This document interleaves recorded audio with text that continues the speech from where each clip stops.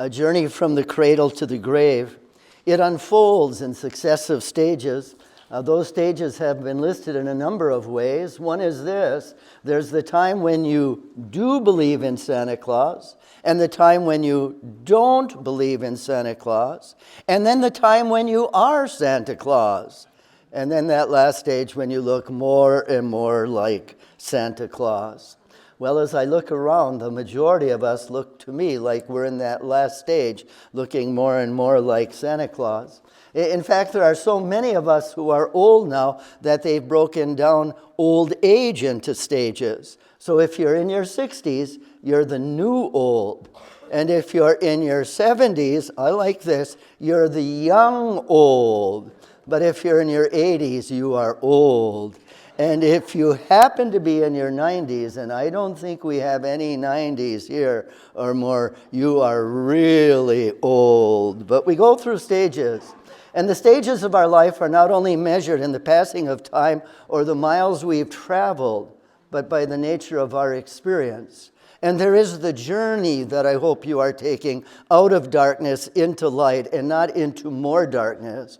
Hopefully you're taking the journey out of senselessness into purpose, out of unbelief into faith, out of sin into salvation, out of me into God and His greater goodness, out of a self-centered life into a God-centered life.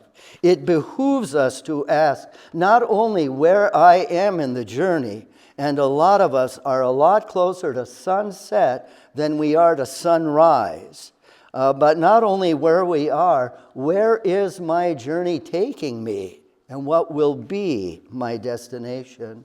When I was a boy, I loved the TV show Wagon Train. Anybody remember Wagon Train? I thought how much more exciting my life would be if I were on a wagon train instead of sitting in the 4th grade class. Little did I know what wagon train life would really be like.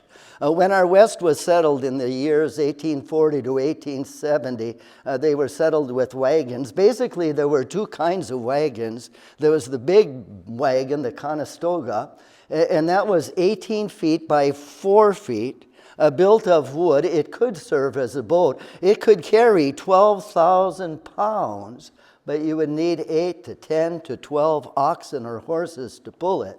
It's not likely that if you were a Western settler at that time that you would have a Conestoga unless you were in the freight business or unless you were very wealthy. Most likely you would have an ordinary farm wagon with a white canvas stretched over it, hence the name covered wagon. But if you were to be a Western settler, you would need more than a wagon. You would need a wagon train. It would be suicidal to try to settle the western frontier and travel west alone in that circumstances.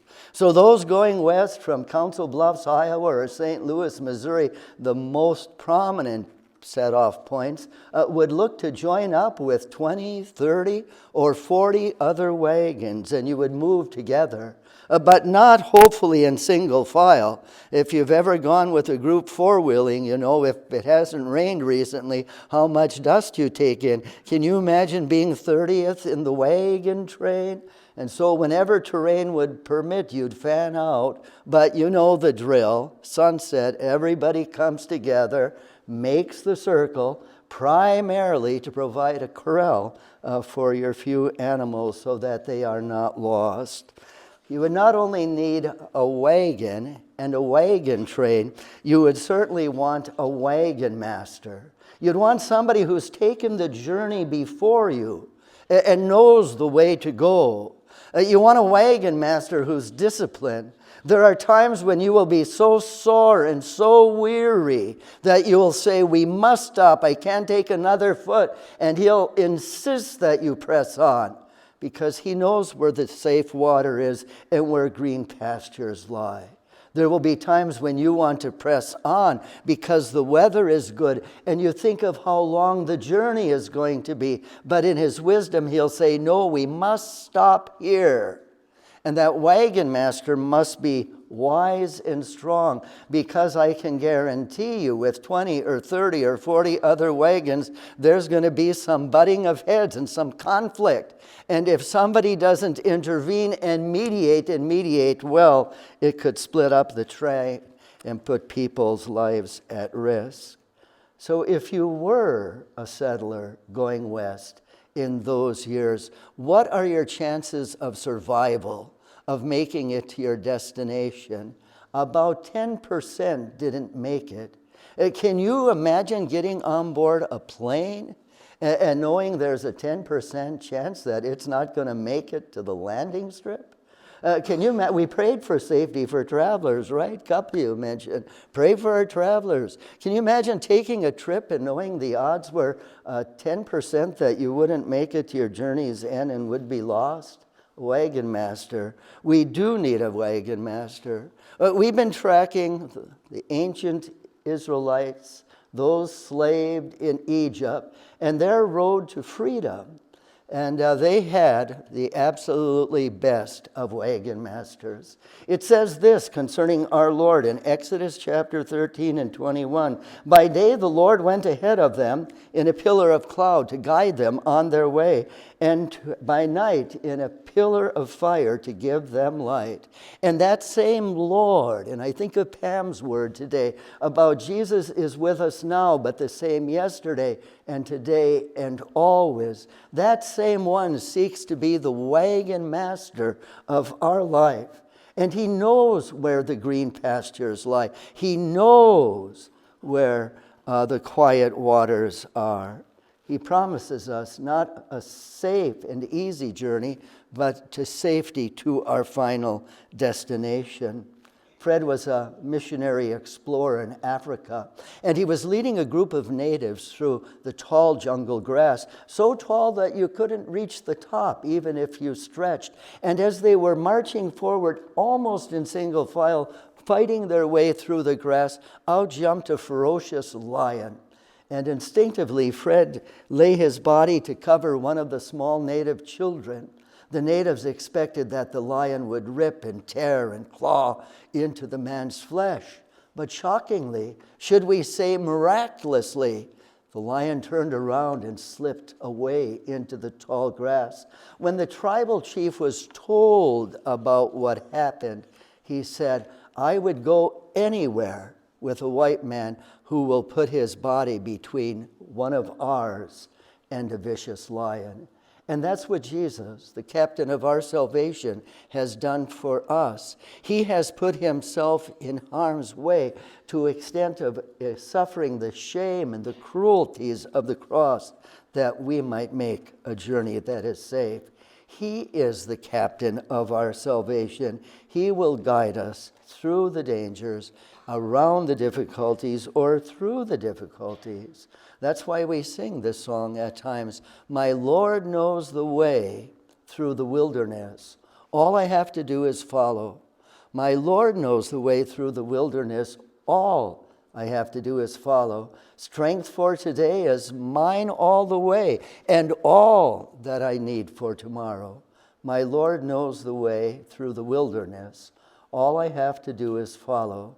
But to follow through a wilderness, to follow through a way that is difficult, is not necessarily easy. We are on a journey. We can say that our body is the wagon. Our wagon master is the Lord himself, and the wagon train is the church. We need each other for encouragement and for support, for instruction, sometimes for rebuke, for social connection, and for friendship. Remember, the strength of the wolf is not in the wolf itself. The strength of the wolf is in the pack. We have an adversary. He is portrayed in 1 Peter chapter 5 and verse 8 as a roaring lion seeking, prowling for whom he can devour. But the lion rarely attacks the herd. Who does the lion attack? The lion attacks the stray. We are safer together. We are stronger. We are wiser. We are better together than we are alone, the church. Life is a journey. the journey is difficult, and the journey is the test. It certainly was that way for the escaping Israelites. Their faith was tested. We saw that last week. We spoke of them as caught between the devil and the deep blue sea. The chasing, pursuing Egyptian army behind them, the great impassable sea before them, and they panicked, and their faith collapsed. Maybe if they heard Paul and Inger sing so beautifully, I believe at that time, they would have enough faith. But they suffered a collapse in faith. But God was merciful and made a way for them. We see repeated breakdowns of their wagon. No, not their wagon, their faith in the course of the journey. I'm looking at Exodus chapter 15 and verse 22, and this is what I read about this escaping slaves, this great migration of people from the bondage of Egypt to the land God had promised, where they would receive God's revelations and prove to be an important part of the heritage of our faith. Exodus 15 and 22, then Moses led Israel, and they traveled into the desert without finding water. For the early settlers of our country, they faced that same danger. There were three big dangers our first settlers faced when they pioneered the western frontier. The first was infectious disease, unsanitary conditions. There were wagon travelers before them. Waters were polluted, corrupted. Second was this very danger, a scarcity of water. And where there's a scarcity of water, there's a scarcity of pasture. And if your livestock, your ox or your horse can no longer pull your wagon, you are in very deep danger. And people died, and they died from hypothermia as well. The three big dangers for the Western travelers. Indian attacks, there were a lot of them on wagon trains, TV show. But in reality, not many. But they would try to steal horses at night if you weren't careful to keep them corralled. Well, they are traveling, the ancient Israelites, there's no water. I'm reading verse 23. When they came to Marah, they could not drink the water because it was bitter. So the people grumbled against Moses, saying, "What are we to drink?" Then Moses cried out to the Lord, and the Lord showed him a piece of wood, and he threw it into the water, and the water became fit to drink. Then the Lord issued a ruling, an instruction for them, and it says, and put them to the test. The journey was difficult. The journey was the test. We come to chapter 16. They have a breakdown of faith once again. 16 and verse 1, the Israelite community came to the desert of Sin 45 days after they had come out of Egypt. In the desert, the community grumbled against Moses. If only we had died by the Lord's hand in Egypt. There we sat around pots of meat and ate all the food we wanted. But you have brought us out into this desert to starve the entire assembly to death. But God hadn't brought them to starve them, but he did bring them to a point of testing. Note what verse 4 says. Then the Lord said to Moses, I will rain down bread from heaven. The people are to go each day and gather enough for that day. In this way I will test them and see whether they will follow my instructions. God guided them, God protected them, God provided for them, protected them, guided them, but he also tested them in the wilderness. And not only did he test them, they tested him. It was good and right for God to test them. It wasn't right for them to test him. We read of this in Exodus 17 and verse 1. The whole assembly set out from the desert of Sin, traveling from place to place as the Lord commanded. They camped at Rephidim, but there was no water for the people to drink. So they quarreled with Moses and said, "Give us water." "Why do you quarrel with me?" Moses asked. "Why do you put the Lord to the test?"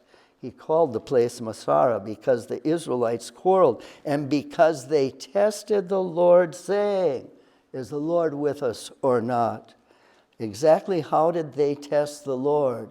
The same way we test the Lord. Test what? The patience of the Lord. How long will God suffer with these people? The answer was not forever. He would put up with it for 1 whole year. His patience was tested, but in the end, they would not pass their final test. They would suffer a severe breakdown of faith, and the retribution would be wandering in the wilderness for 40 years until the whole generation died. And the next generation, with stronger faith, would then enter into the land that was promised. The wagon masters, if you were to find one to take you west 150 years ago, would not promise you a safe arrival. They would promise you danger and difficulty. It is the same for our journey. I can promise you that in the course of this life you will be tested. In fact, we have a couple of Bible verses. The first is already up on the screen for us. Proverbs chapter 17 and 3. The crucible is for silver, the furnace for gold, but the Lord tests the heart. And we are all at some point going to experience the test in the crucible of affliction. 2 Corinthians chapter 2 and 9 says this, another reason I wrote to you was to see if you would stand the test and be obedient in everything. We look at 1 Thessalonians 2 and 4, and we read this, we are not trying to please people, or we might add ourselves, but God who tests our hearts. Jesus spoke of the danger of building in the wrong place, of taking the wrong road, of fighting a battle without counting the cost, of knocking on the wrong door for opportunity. We are tested. We are tested where we build. It's so tempting to build on the sand instead of on the rock. Why? Because it's so much easier, it's so much cheaper, it's so much faster. And when we make our life choices and decide on the path that we will take, we often choose, is it comfortable? Is it easy? Is it sloped downhill? If it's a more difficult path, we tend not to choose it. When the question that matters most is not how easy is this journey going to be, but where will it lead? Will we follow our wagon master, or will we follow the crowd? Will we follow a charlatan? There are many who offer to be your guide, who plead with you for the opportunity, but they are spoken of in the scripture as false teachers. They come to you dressed in sheep's clothing, but inwardly they are raging wolves. James chapter 1, we read this about testing. James chapter 1 and verse 2, consider it pure joy, my brothers and sisters, whenever you face trials of many kinds, because you know that the testing of your faith produces perseverance. Let perseverance finish its work so that you may be mature and complete and not lacking anything. Tests are not only by which we are evaluated, tests are the way in which we are prepared and educated, purged, and advanced. This is a great story for all parents, but not just parents, for all of us. It's the story about a couple who had 2 children. They had a 9-year-old boy and they had a 7-year-old daughter. And the 9-year-old boy had his heart set on getting a puppy, and the 7-year-old girl had her heart set on getting a kitty. And they could see no reason. So many of their friends had puppies or kitties. So many other families, and they asked, and they begged, and they pleaded. And then one day their family went to the pet store, and they let them look at the kitties and let them look at the puppies, even let them pet the kitties and pet the puppies. But they didn't go away from the pet store with a kitty or with a puppy. But the children did go home each with a fishbowl and 3 goldfish. And this was the test. When you can take your fishbowl and the girl to her room and the boy to his room, and those fish live for 3 months, all 3 of them, then we will go and you can have your puppy or you can have your kitty. Well, it took 3 months for the little girl to get her. It took 3 months. No, I'll get this right now. So they have to, every day, what does the child have to do? Feed the fish, and once a week, change the water bowl. The fish have to live 3 months. It took the little girl 9 months before she got the 3 fish to live for 3 months. And when she got her kitty, she was so happy. And she passed the test of what? She passed the test of responsibility. And guess what? Her brother was so angry. He was so filled with jealousy. He was so distraught and so full of self-pity. And he pouted and he threw temper tantrums. But give his parents a lot of credit. They stood firm. They stood fast. It took them over 4 years. I don't know how many goldfish. And after the first 3, you had to buy them with your old allowance. But finally, 4 years when he turned teenager, he got his first puppy. The journey is your goldfish and your fishbowl. We advance based on how we do with the test. And the journey is difficult, and the journey is the test. But we have this beautiful word from the Lord in James, same chapter as James chapter 1, but now 2, verse 12. And we read these words, "Blessed is the one who perseveres under trial, because having stood the test, that person will receive the crown of life that the Lord has promised to those who love him." My Lord knows the way through the wilderness. We have the words to this simple chorus, but we don't have the music. But I know the melody. You can stand, and if you can pick up the melody, you're welcome to sing with me. My Lord knows the way through the wilderness. All I have to do